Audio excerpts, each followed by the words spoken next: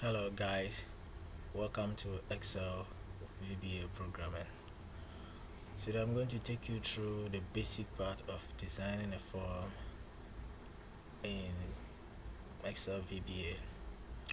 But before that, I want to take you through this Excel spreadsheet. Excel is a very powerful software but the unfortunate thing is most of the times people tend to be afraid of it or think it's too difficult. But what it does is very powerful, and I'll encourage you to follow and then get something good out of this. Before we move on, you see all these boxes over here. Each one of them randomly is called a cell. Cell. C-E-L-L. Cell. And each one of them has its own name. They are named according to their alphabetical order and the numbers in their row area. So if you look at the active cell now, that is the one I have clicked, is the active cell. Looking at the alphabet here, E is highlighted, and on the row side you have 8 highlighted. So this is a row and this is a column. So if I click here, the name for this cell is cell E8. Cell E8. So from this I know you can also name this. This is cell B4, cell A1, cell T20, in that order. But before we start, I'll encourage you to change some settings that are going to help you a lot. When you look up here, we have file, we have home, insert, page layout, and so forth and so forth. Look here, we got a developer tab. That is what is going to help us. If you can't find yours here, click file, go to options, and in the options you go to customize ribbon. Then on the right side you see developer. That one has been ticked. That is why mine is showing over there. So you tick developer, and then you come to trust center. Then you come to trust center settings. Then you come to macro settings. Then you make sure you put that enable all macros, and then trust access to VBA projects. Then you can start what we are going to do now. Okay, so now with the developer tab, I'll click here and then click Visual Basic, and this is our coding area. Not wasting my time, we click insert user form. This is our user form, and over here we have the properties for the user form. Over here we have the properties for the user form. This is user form 1. So we're going to change back color to a preferred color. This is what I prefer, and I can resize it to any shape that I want. So this is what I'm taking now. And we're going to add a text box over here. We're adding a text box here, and then we add a command button as well. This is a command button, and make sure all the time you make your work attractive enough for users to embrace it. So if you look at this now, you see this button is not attractive, so I can change the color to, we have back color. I'm changing that one to green. Because of this, I have to make sure the fore color, which is the text command button 1, should be in a color that can be seen at a glance. So I'll maintain the black, but I'll change the font.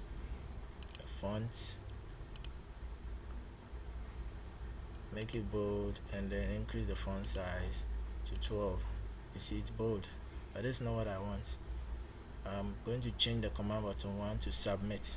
So I click here and then come to caption, clean it, and then type what I want, or you click once in they already made text, and then you start cleaning them. Then you type submit.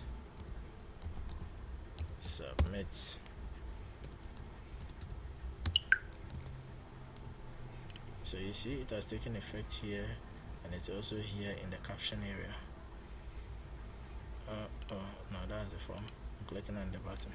Please take note, when you click whatever active button or active form you have in your coding area, that is the property that will be displayed. I hope you get me. Yeah, so now the button is active, so the properties here are all for the button. If I click here, the properties here are all for the user form. If I click here, the properties here are all for the text box. In the text box too, you can also equally change it to make it more attractive. I usually like flat. So looking at effect, the effect of the, you see, special effects. This one is sunken, so I'll change it to flat. This is flat. Then let's run it and see what we got. This is it.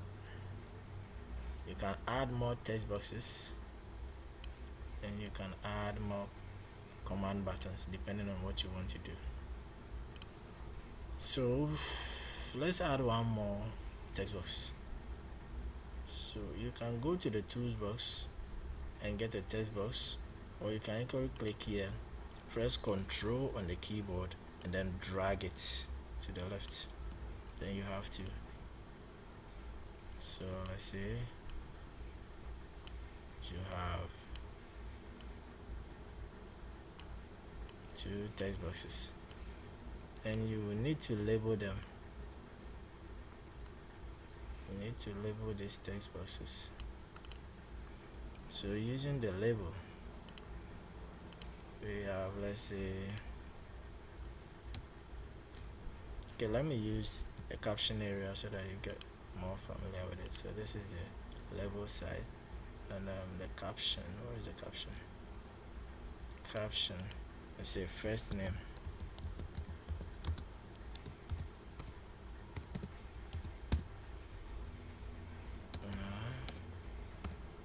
First name, enter. You see, then you also have to check the font and make it bold, probably 11 will do. So you see you have first name. You can equally click in it, press Ctrl and drag it down, but as you're starting, I prefer you go to the tools box, pick label again, put it here, and then type in the caption area surname.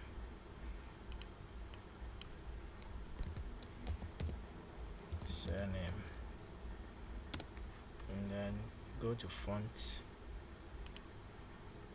increase it 12, 11 here. So let's run it again and see. How do you find it? Attractive, huh? Good. So let's look at another thing. Suppose we did it like this, and then surname here, and then submit button here. How do you find it? Very unattractive. However, if you finish coding and you click submit, it's going to work perfectly for you, but it looks very unattractive, which is not recommended. So you should always make sure that you make your work attractive, and we can even go further to make it more attractive by grouping them and putting them in a grouping box. I'm coming. Let me rearrange them to make it look nicer. Then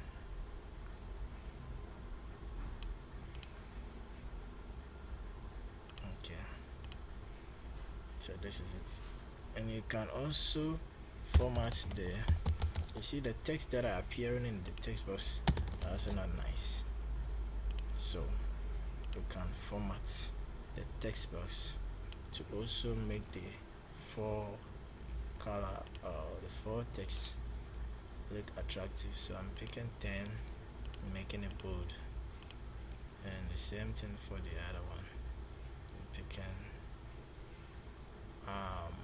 font, okay, bold, 10. So let's run. Come on, let me click on the form before run. Then you see now it's displaying nicer than it was before. Okay, so we are going to end here, and then you continue later, but I highly recommend that you subscribe to this video and get more later. Thank you for watching.